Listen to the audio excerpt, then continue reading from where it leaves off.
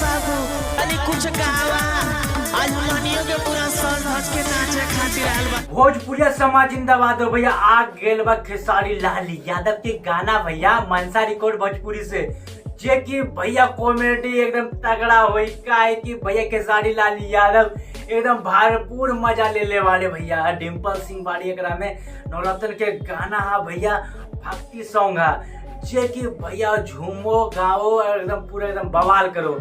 और टुनटुन यादव गनमा के लिखले बाड़ी, आर्यन शर्मा म्यूजिक बनेले बाड़े भैया, और बहुत अच्छा मैटर पे हुई। अब किन्नर समाज के लोग करे बड़े खेसारी कुछ गावा हो मरते, हमो एकदम मूड में आ गए बानी, भक्ति अंदाज में आ गए बानी।